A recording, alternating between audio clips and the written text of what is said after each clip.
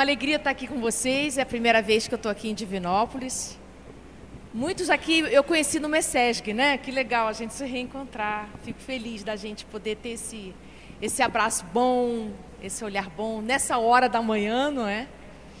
Então eu agradeço muito na pessoa de Eurípides o convite. Desejo que a gente possa ter uma manhã aqui bastante rica, né? Os companheiros que irão falar essa manhã e nos ajudar nessas reflexões. Então, eu sou do Rio de Janeiro, sou do Centro Espírita Tarefeiros do Bem. E toda vez que eu falo sobre esse tema, eu tenho uma preocupação em poder trazer esse assunto do ponto de vista do Espiritismo. Porque, embora eu seja psicoterapeuta, o ambiente ao qual eu estou compartilhando é o nosso ambiente espiritual. Então, tudo que eu falar aqui, eu estou partindo do ponto de vista que o Espiritismo nos traz.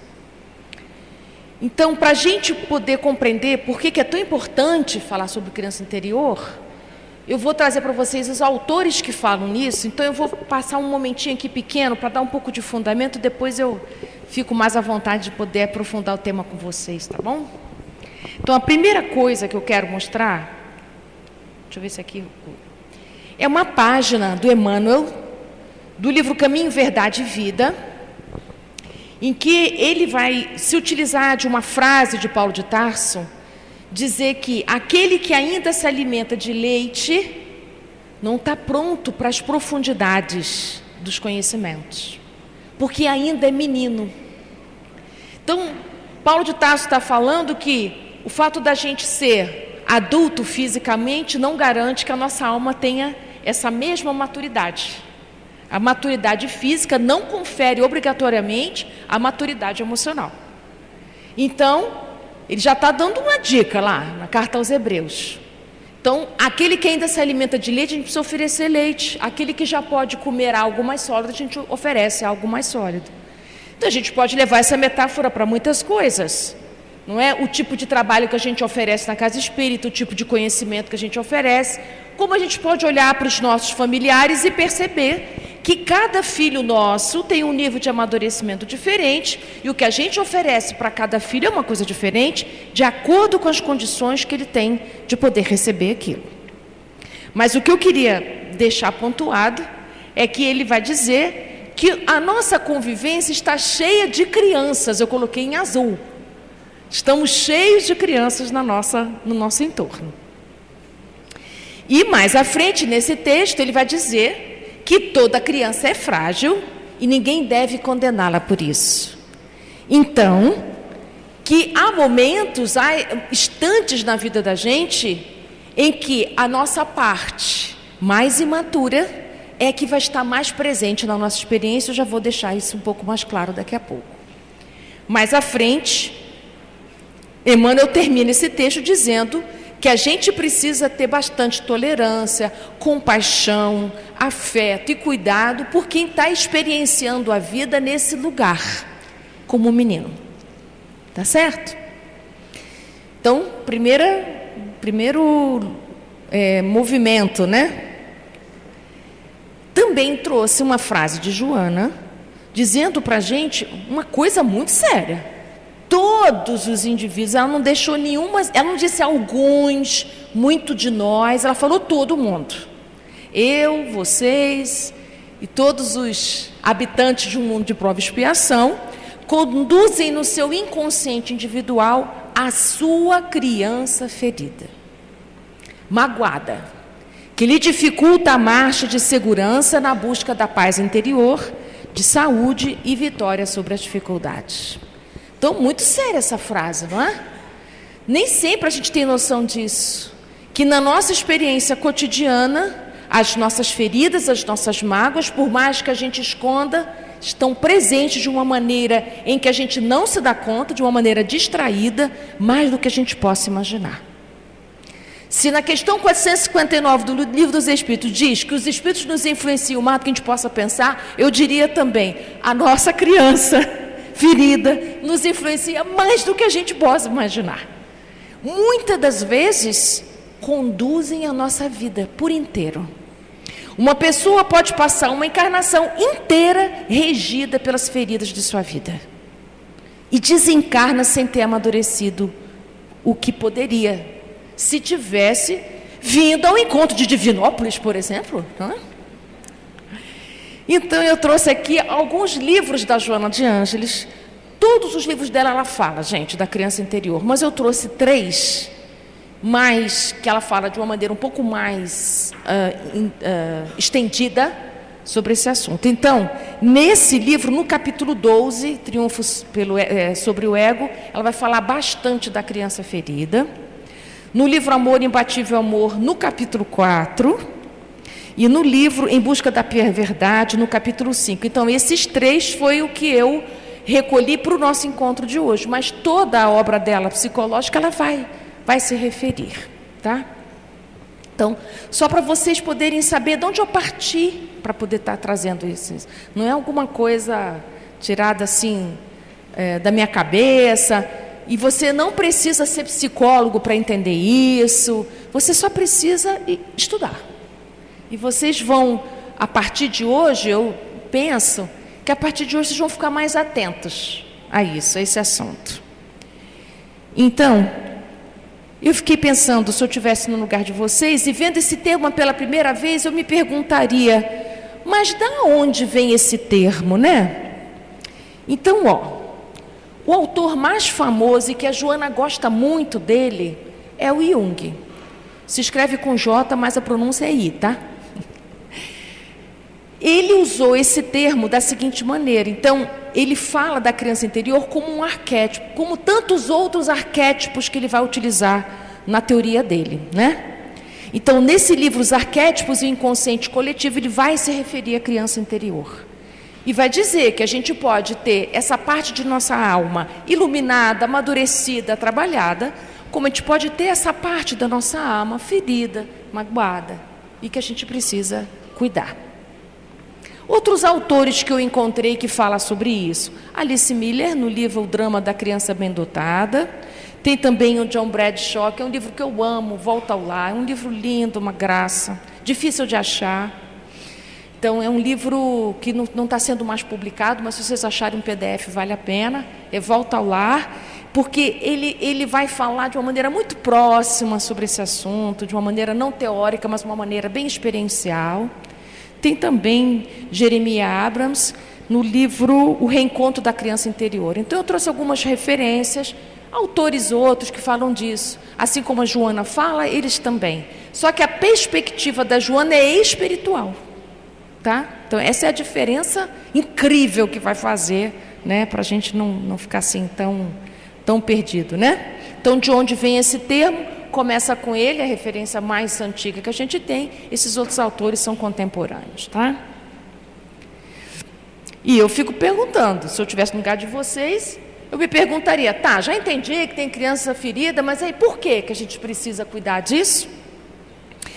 Eu coloquei frases dela no livro Autodescobrimento, dela, Joana de Ângeles, então, que essas circunstâncias difíceis da nossa infância, e é importante a gente se dar conta disso, toda a infância tem seus percalços, porque nós estamos no mundo de prova e expiação, então nossos pais não são espíritos puros, nem nossos avós, nem nossos bisavós. Então os nossos pais, o nosso papai, a nossa mamãe, quando se tornou pai e mãe da gente, eles também tinham muitas feridas não resolvidas. Mas apesar das suas feridas, deram conta, nos tiveram, nos criaram e assim por diante. Mas a nossa ferida criada ou vivida naquele momento, talvez eles nem tenham noção do quanto puderam nos ferir, nem tinham essa intenção, mas aconteceu. Aconteceu para eles também quando eles eram meninos e aconteceu para os nossos avós quando eles eram crianças. E nós, quando éramos crianças, também. Porque a infância é a época que o espírito está mais vulnerável. Por isso que a evangelização é tão importante.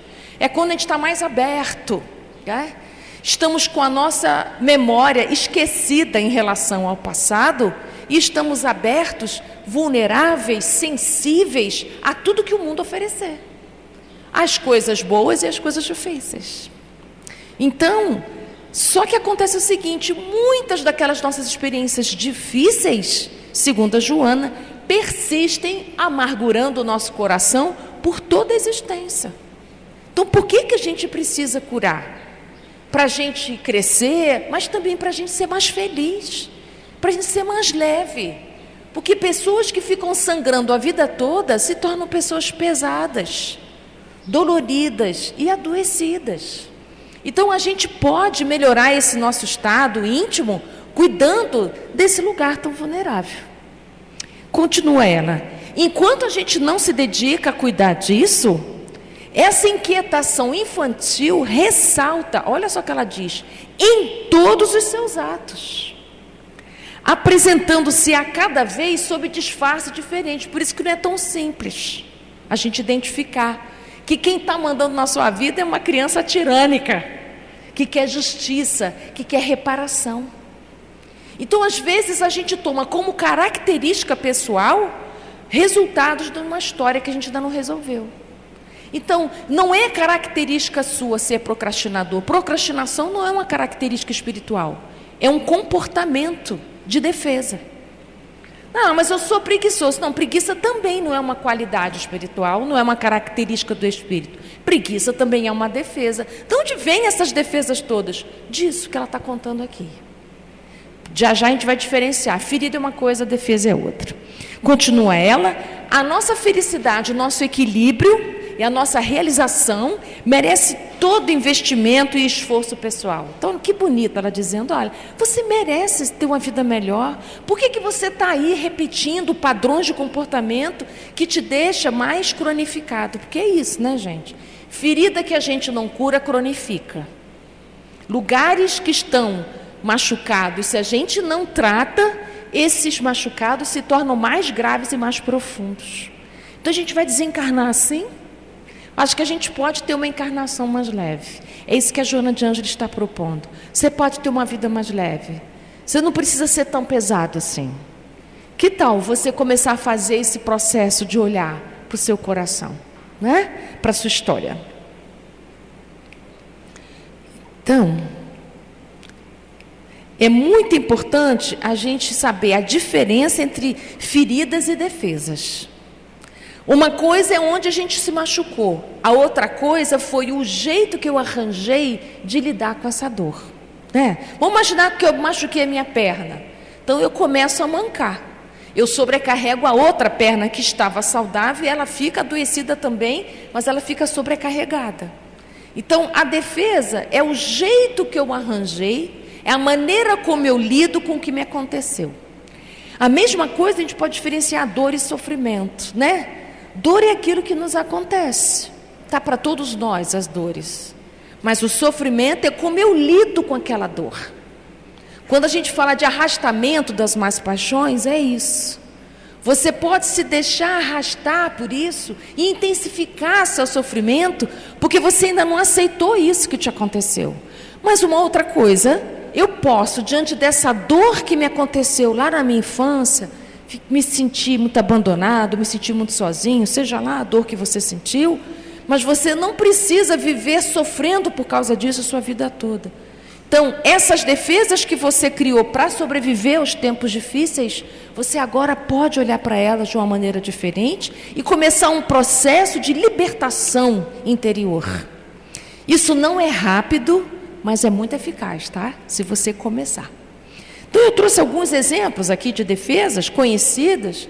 É se você se torna indiferente, um pouco apático para os sentimentos, se você se utiliza de procrastinação, se você tem muita rebeldia, se você tem timidez, se você prefere ficar invisível nos espaços, se você tem desespero para ser visto, se você se vitima, se você racionaliza tudo, se você se acha superior e melhor e se torna muito exigente, isso tudo, gente, e mais tantas outras coisas, não é a ferida, é a defesa que você encontrou para poder lidar com uma dor tão difícil.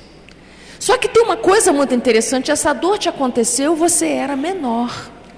Hoje você tem muitos outros recursos que você pode lançar mão. Principalmente enfrentar isso, se encontrar com isso, abraçar isso, poder se dedicar a olhar para isso. Você hoje já tem recursos para isso. Essas defesas que você conquistou, que você organizou, parabéns, que ótimo, e deu conta, tanto é que você está até hoje, vive dando conta da sua vida. Mas chega uma hora que a gente também não aguenta mais ser assim. Tem uma hora que eu não quero mais procrastinar na minha vida, estou cansado de lidar com a vida com rebeldia, tudo eu me vitimo, tudo vai para esse lugar. Então, a proposta que a Joana tem para a gente é para a gente poder melhorar isso, desistir das defesas e a gente poder se encontrar com a nossa essência. Por isso que ela fala tanto de self. E aí, vamos voltar que o primeiro volume dela é sobre da série psicológica, é o homem integral. Eu ficava pensando, gente, por que ela fala essa palavra integral? E por que essas nossas partes das nossas almas, tanto as experiências dessa existência como de outras, se encontram nas nossas experiências cotidianas de uma maneira que essas partes não conversam entre si? É muito interessante a gente pensar sobre isso. Nós ainda não nos sentimos como uma pessoa inteira. Então, o objetivo reencarnatório de cada encarnação não é a perfeição, é a perfeição de um modo total. Sim, um espírito, quando é criado por Deus, a finalidade dele é a perfeição.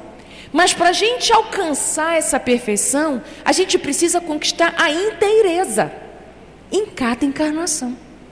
Então, em cada encarnação, a gente está tentando construir essa nossa inteireza, porque o que a gente tem são partes, divisões que não conversam entre si. Por isso que a gente tem comportamentos estranhos. Tem hora que a gente acha esquisito. Nossa, gente, não sei de onde é que veio esse grito. Não sei porque que eu fiquei com tanta raiva naquela situação.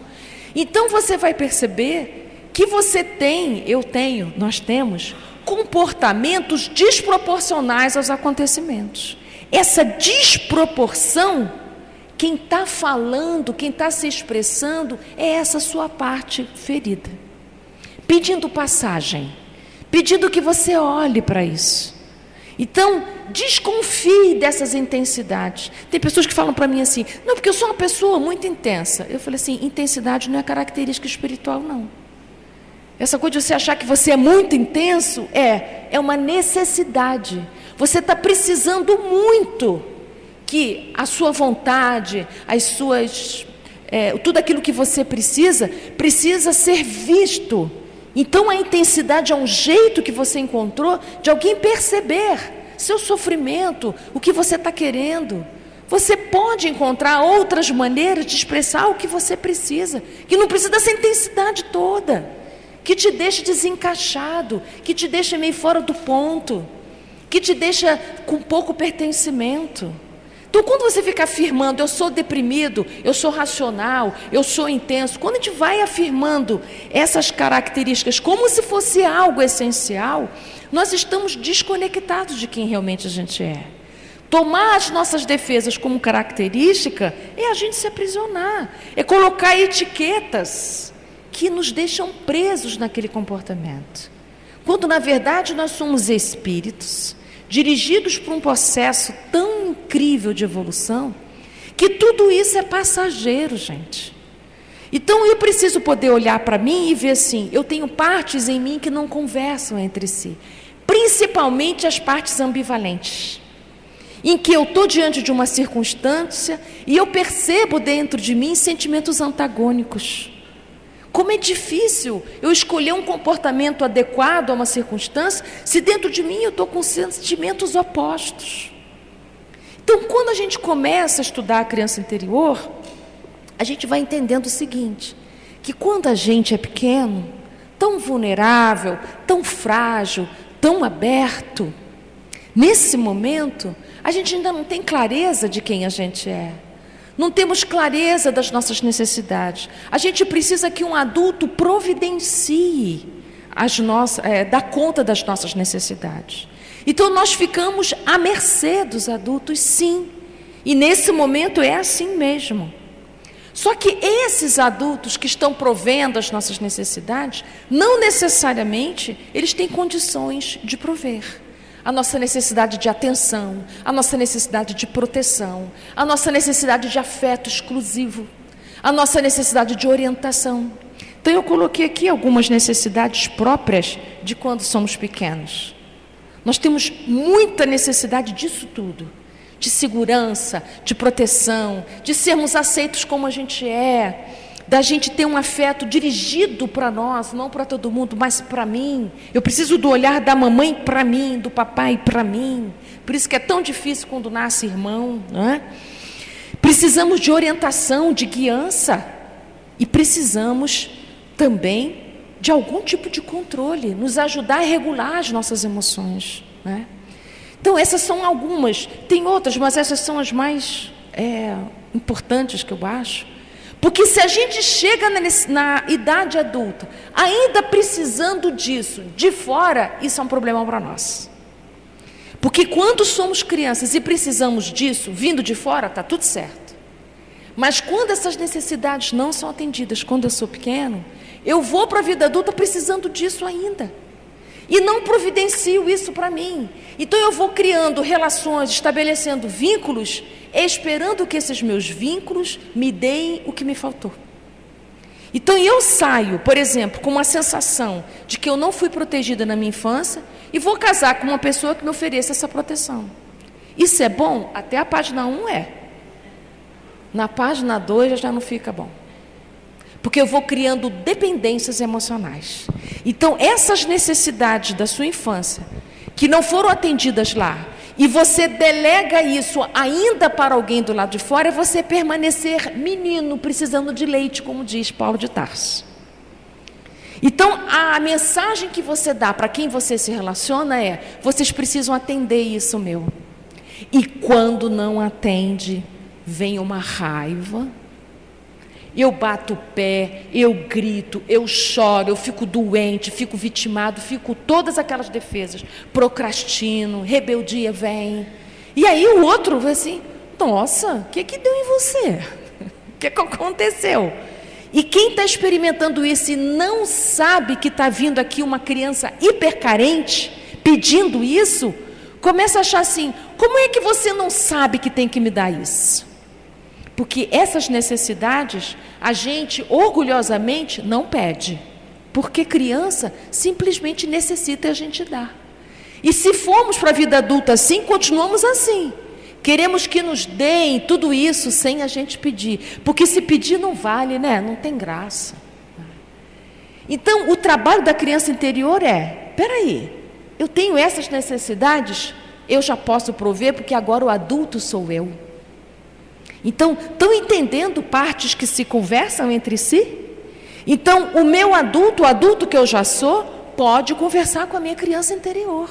Isso é a integralidade do ser. Quando a gente vai conversando com as várias partes, o romano que eu fui ontem, o déspota que eu fui anteontem, o escravo que eu fui antes de ontem, e assim vai. Essas partes vivem na nossa experiência cotidiana o tempo todo. Inclusive, as feridas também vivem. As feridas vividas, inclusive, em outras existências, estão aqui conosco. As nossas vidas passadas não estão num arquivo, sei lá onde, não, gente. A nossa vida passada está aqui. Está nessa pessoa que eu sou hoje. Nessa pessoa singular que eu sou. Então, eu preciso de um processo de autodescobrimento, de autoconhecimento, para conhecer essas partes. Essas partes que falam na minha cabeça, essa multidão que vive nos meus pensamentos. Eu vejo muita gente preocupada com obsessão. Eu me preocuparia menos com obsessão e me preocuparia mais com a auto-obsessão que a gente faz. Porque esses personagens, essas identidades que eu fui, moram em mim. E estão conversando e reagindo o tempo inteiro. Então, eu preciso de um agente testemunha, um agente, aspas, exterior, ou de alguma maneira que possa estar um pouco afastado e observar-me. Existem vários autores que falam sobre isso. Roberto Assagioli, Hannah Arendt e tantos outros falam dessa testemunha interna que eu posso criar. Esse eu, espectador de mim, esse eu, narrador de mim, que pode olhar para essas partes e assim: realmente ontem eu mandei mal. Aquela maneira que eu falei ontem não está muito legal. Ou eu posso entrar nesse ambiente e perceber: nossa, Não estou me sentindo pertencente a esse ambiente. Antes que as minhas defesas se levantem e eu comece a reagir de uma maneira inconsciente, eu estou ali me assistindo, me observando, e ao me observar eu posso me proteger, como eu faria com uma criança pequena. Se uma criança para mim entrasse nessa sala e dissesse assim: eu estou com medo desse ambiente, não conheço ninguém nessa sala, eu diria assim: fica tranquilo, eu vou contigo, segura aqui na minha mão. Eu não faria isso com uma criança pequena? Eu posso fazer essa mesma coisa comigo mesmo. Então, calma, eu estou aqui. A gente não precisa de nenhuma defesa complicada para a gente resolver isso. A gente precisa se enfiar debaixo da mesa, ficar invisível, se esconder no banheiro. Não precisa. O adulto aqui chegou, que sou eu. Só que tem uma coisa importante. Quando nós somos crianças e vivemos dores profundas na relação com os adultos, uma criança não tem condição de poder olhar para o adulto e perceber que é ele que está inadequado. A primeira coisa que a criança entende é: sou eu o inadequado. Porque quando somos pequenos, nós somos autorreferentes. Então, o mundo gira ao nosso redor.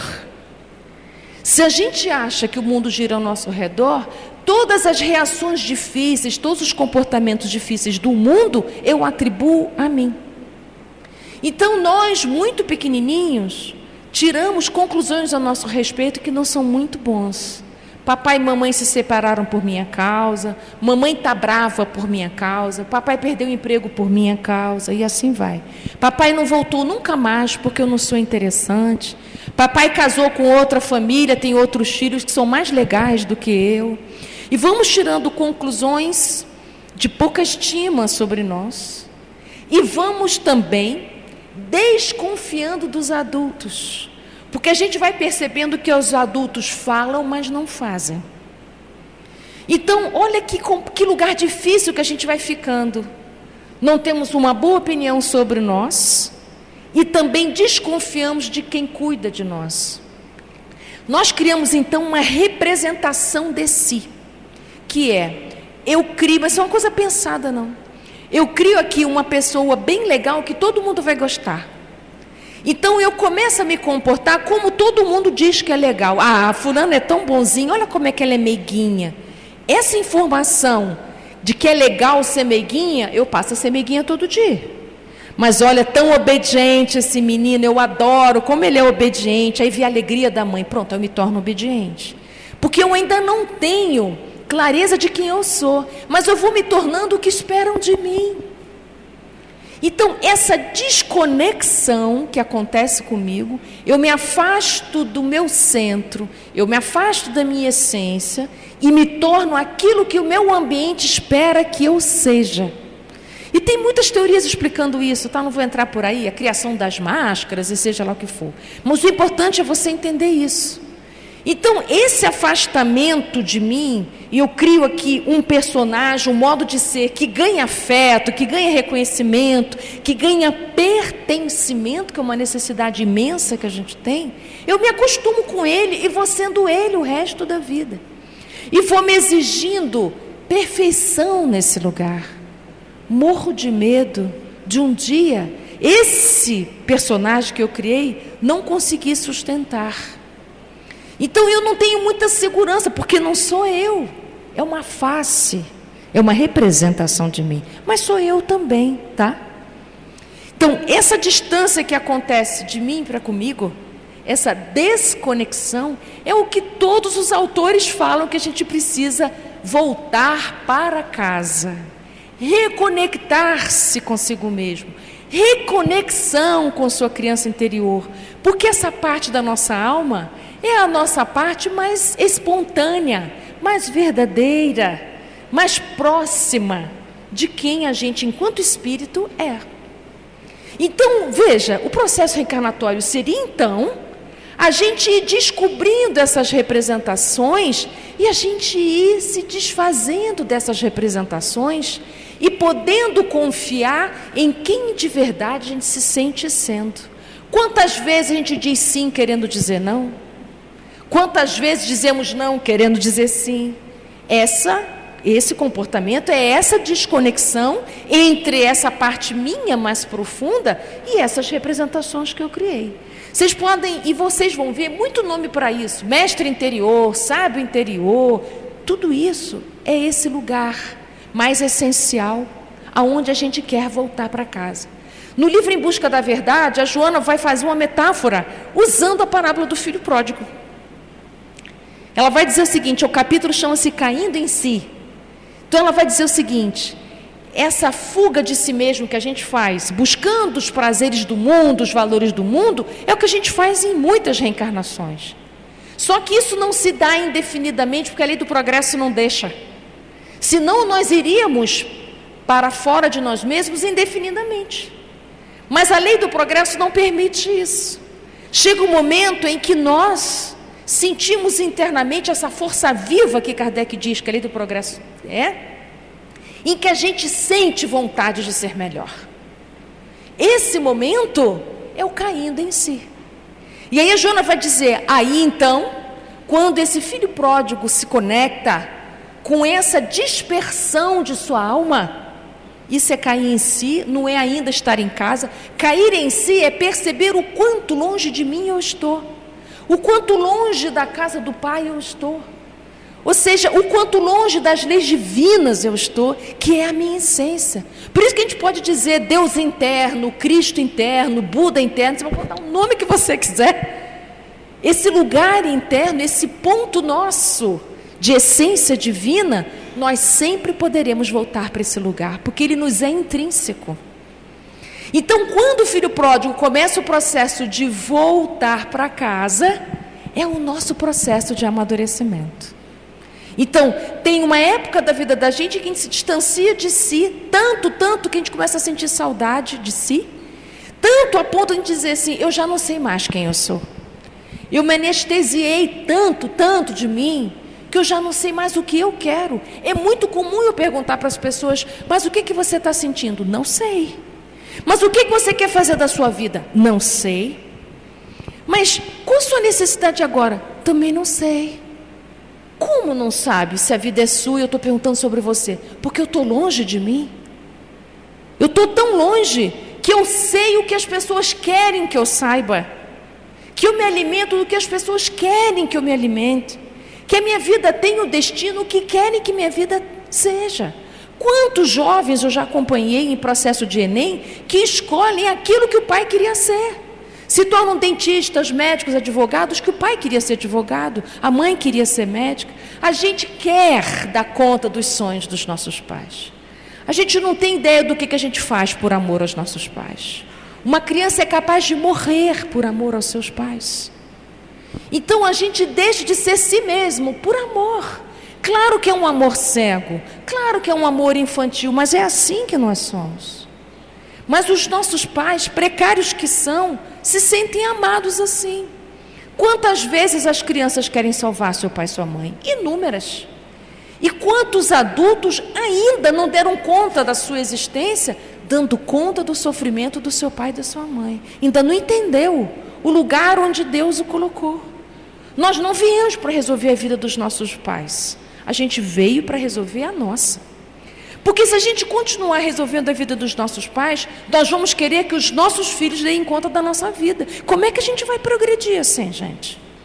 Dando conta do que vem para trás. A reencarnação é igual corrida de bastão. O bastão passa para a gente continuar indo para frente, não é indo para trás.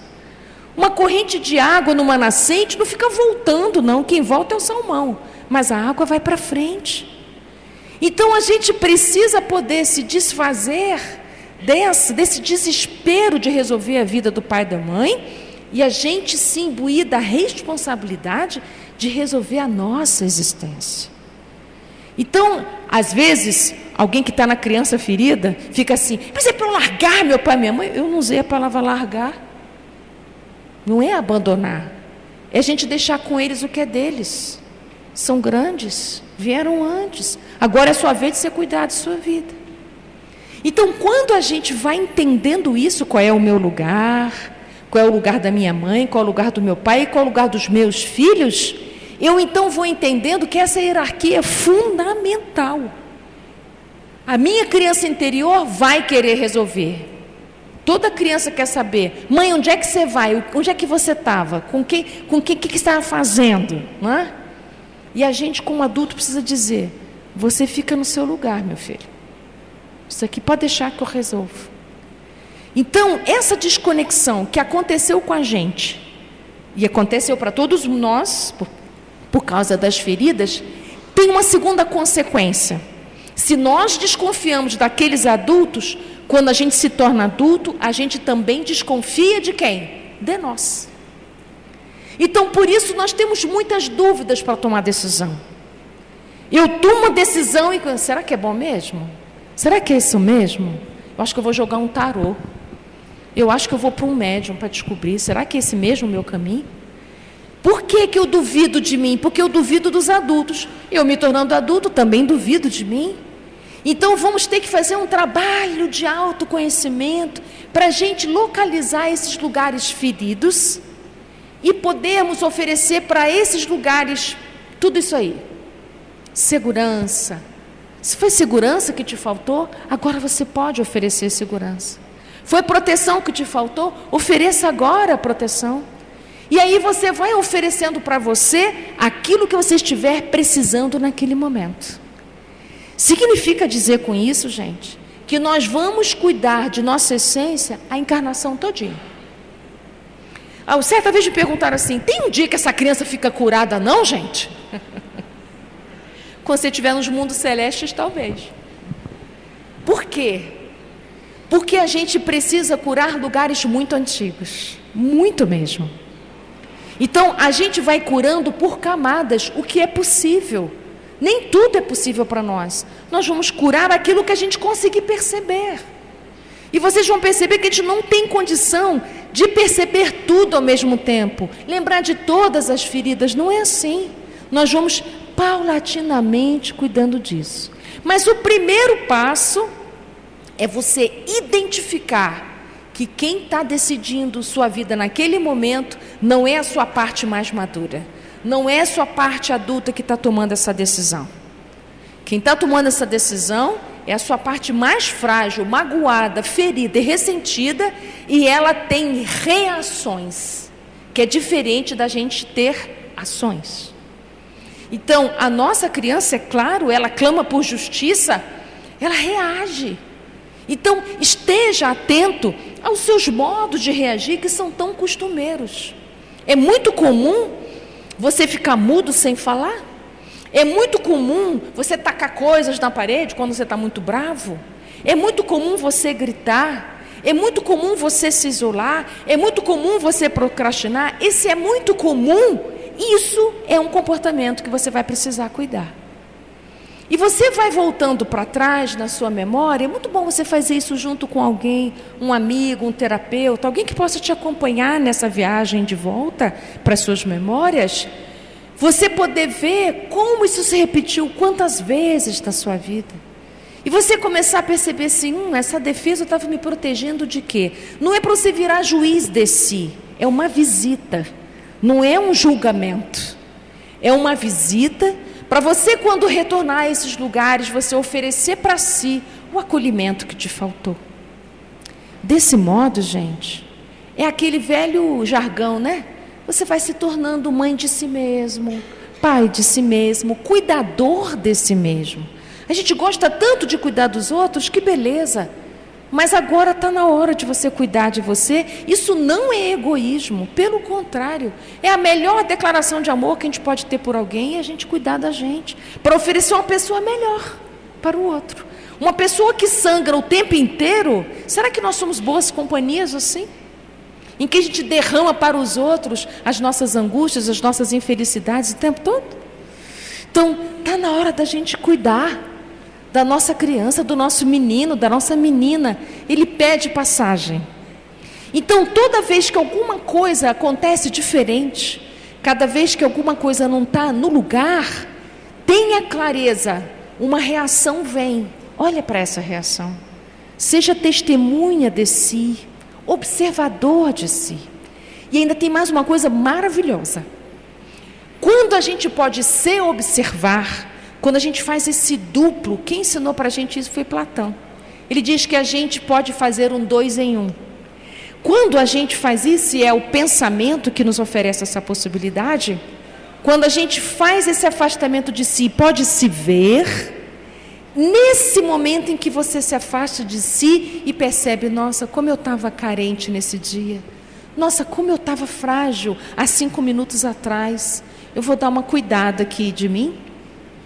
Esse é o momento que a espiritualidade te ajuda.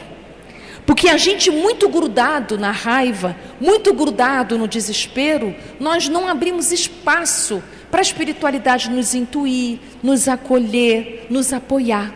Quando a gente faz esse pequeno afastamento de si, a espiritualidade maior atua. Eu me lembro dos meus momentos de muita dor emocional. Perto da minha casa tinha um laboratório que tinha uma árvore imensa. Na entrada desse laboratório, um jardim.